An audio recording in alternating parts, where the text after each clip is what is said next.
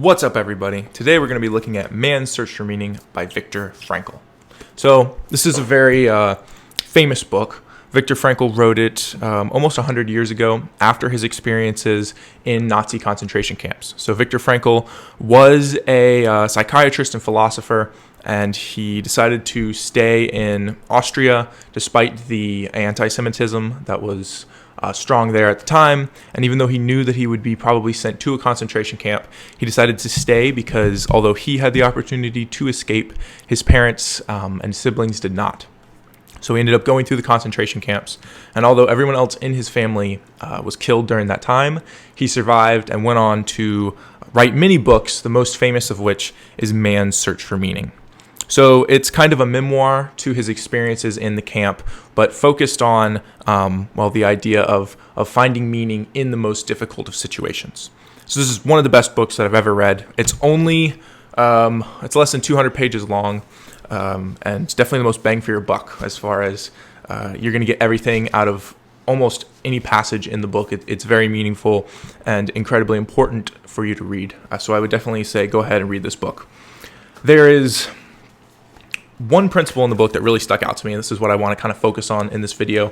Although the book has quite a few great ideas talking about finding meaning, and I'm gonna read these few sentences right here just so you guys can get an idea, and then I'm gonna talk about it a little bit. So about halfway through the book, he's talking about the experiences in the concentration camp, and he says this: "We who lived in concentration camps can remember the men who walked through the huts, comforting others, giving away their last piece of bread. They may have been few in number, but they offer sufficient proof that everything can be taken from a man but one thing, the last of the human freedoms, to choose one's attitude in any given circumstance, to choose one's own way."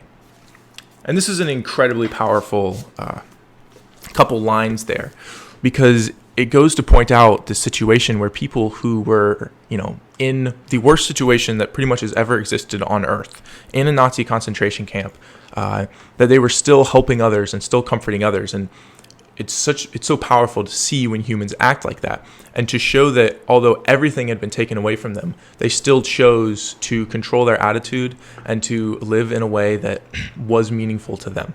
And that's the point that I want to focus on here is, we all have different situations in our lives, and we cannot control our situations. Obviously, that is highlighted if you were ever put into a concentration camp, ever having your human freedoms taken away, that the only thing that you can control is your attitude. And by controlling your attitude and by making decisions to think in a way and to keep your thoughts positive and constructive and moving forward, no matter the situation you're in, that this book shows that you actually turn out to be much more happier, more successful, and you do find more meaning in your life. This has been incredibly personally potent for me, because although I hadn't read the book at the time, going into college, I kind of shifted my mindset, became a more positive person where I just, I focused on the good in situations. And that was because I really didn't enjoy being around myself when I used to be a negative person. I used to be very negative. I used to, any given situation, I would see the problems and I would see the issues. And shifting that has created so much better of a relationship with myself. And knowing that I can choose my attitude, no matter what's going on, I can choose to view even very difficult situations as an opportunity to grow, an opportunity to test my mental strength, to test my physical strength. Knowing that in the worst situations, the way you act is going to determine drastically how bad those situations are for you. And I heard this idea by Jordan Peterson, who talks a lot about similar ideas and quotes Man's Search for Meaning often. And he pointed out that calamities occur on Earth, terrible things, cancer, death, but that human action really is what separates those calamities from whether it's, this wonderful story of someone reaching out and giving their last little bit of strength to help someone else, or whether it's a story of true hell where, the example Jordan uses is, if your grandmother gets sick and your whole family is there, the way you guys act as a family is going to either bring you closer together. And yes, you will have lost your grandmother in this, and that's very sad, but you will have gained something by growing closer as a family. And that's the good possible outcome of a terrible situation.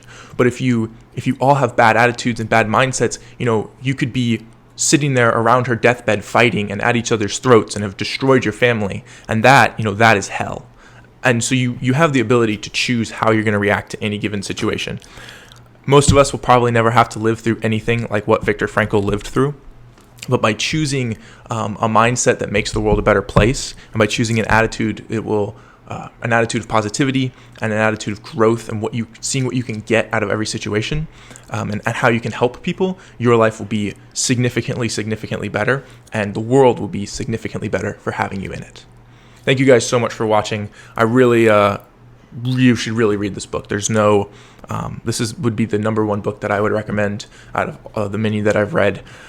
It's very powerful, and I think that the opportunity for personal growth from reading this book is almost limitless. As always, like, comment, subscribe, share this video if you know anyone who you think would enjoy. And like I've said before, if reading is knowledge and knowledge is power, then reading is power. Thanks.